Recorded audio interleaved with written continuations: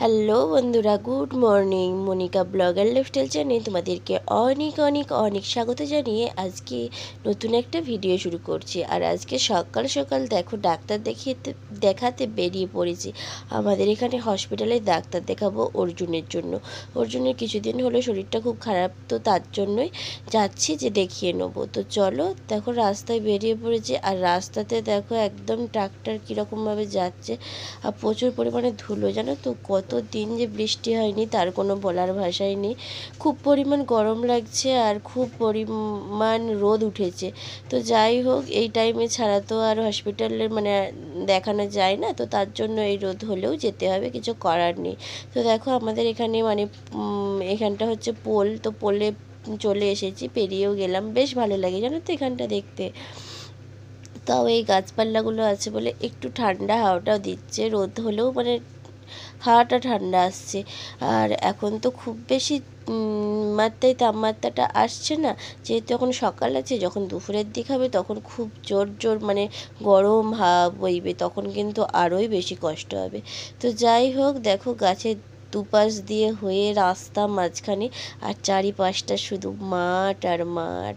যতই দেখি ততই যেন বেশি বেশি করে ভালো লাগে। আর আমার তো এই রাস্তা বা কোথাও সিনারি দেখতে বা ভিডিও দেখতে খুব ভালো লাগে। তার জন্য আমি বারবারই নিজেও ভিডিও করি আর তোমাদের সাথেও শেয়ার করি। কেমন লাগে অবশ্যই কিন্তু তোমরা জানাবে। তো দেখো, ওখানটা গাছগুলো ছিল বলে একটু ছাওয়া ছিল, আর এখানটা একদম গাছ নেই, ফাঁকা। তো তার জন্য ধুধু করছে একদম রোদটা। তো চলো এই পাশ থেকে এরপরে বেঁকে যাব, বেঁকে যেয়ে তারপরে এই রাস্তা দিয়ে যাব।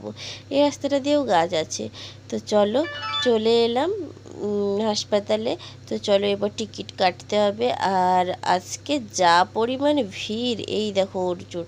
তো লাইন দিলাম, লাইন দিয়ে টিকিটটা কেটে নিলাম। এই দেখো টিকিট নিয়ে আমার হয়ে গেছে।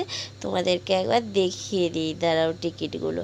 তো মা ছেলে দুজনা মিলাই ওষুধ নেবো, তো টিকিট নিয়ে নিয়েছে। আর কত পরিমাণ ভিড় দেখো একবার আজকে। আমি তো এসেই ভাবছি আজকে এসেই ভুল করলাম, কত ভিড়। তো ভীষণই ভিড়। তো যাই হোক, একটু বসে থাকতে হবে, অনেকটা, একটু না অনেকটাই বসে থেকে তারপরে ডাক্তারটা দেখাতে হবে। তো চলো, তো অত ভিড়ের মধ্যে দাঁড়িয়ে থেকে আমাদের অবশেষে ডাক্তার দেখানো কমপ্লিট হলো। আর এই দেখো আমরা ডাক্তার দেখিয়ে বেরালাম, এরপরে আমরা বাড়ি যাব। তো চলো বাড়ি যাই। এই প্রচুর রোদের মধ্যে বাড়ি যাওয়াটাই হচ্ছে কষ্টকর ব্যাপার। তো যাই হোক, কষ্টকর হলেও যেতে হবে। ওই দিকের রাস্তা দিয়ে যাচ্ছিলাম, তো ওই দিকের রাস্তা দিয়ে যাব না, যাব ওই দিকের রাস্তা দিয়ে। তো চলো বাড়ি গিয়ে একদম তোমাদের সামনে আসছি। ড্রেস চেঞ্জ করব, অনেক কাজকর্ম আছে।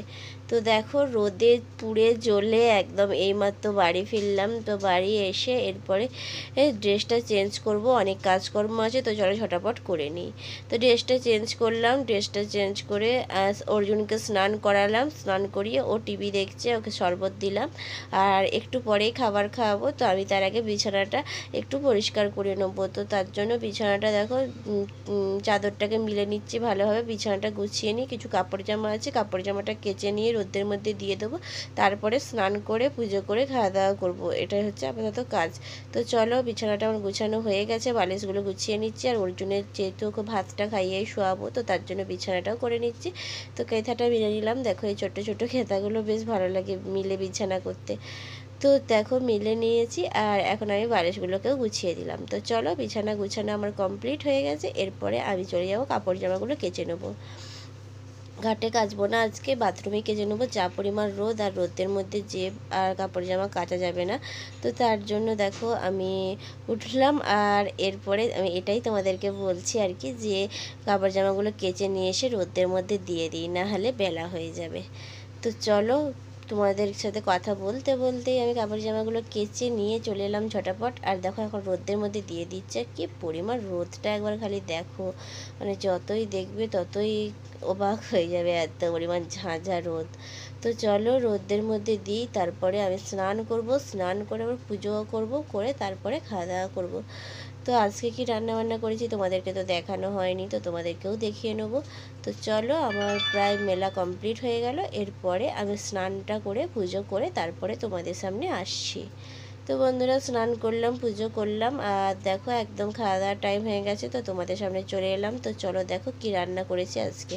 তো দেখো অর্জুনকে আমি খাইয়ে দিচ্ছি। ভাত করেছি, শাক ভাজা, আর হচ্ছে ডিমের ঝোল, আর মাছ নেওয়া হয়েছিল কিছুটা, তো সেই মাছই কিছুটা পেঁয়াজ কাঁচা লঙ্কা দিয়ে মেখেছি।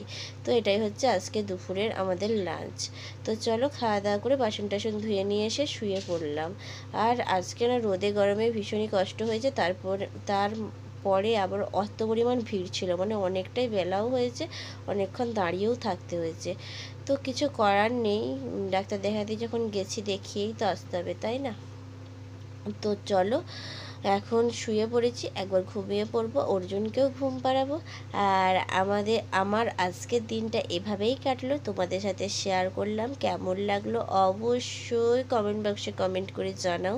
ভিডিও যদি তোমাদের ভালো লেগে থাকে লাইক কমেন্ট শেয়ার আর সাবস্ক্রাইব করে দাও, আর পাশের বেল আইকনটি অন করে দাও, যাতে নতুন নতুন ভিডিও আপলোড করার সাথে সাথেই তোমাদের ফোনে নোটিফিকেশান চলে যায়। টাটা, সবাই সুস্থ থেকো, ভালো থেকো, আবার আসবো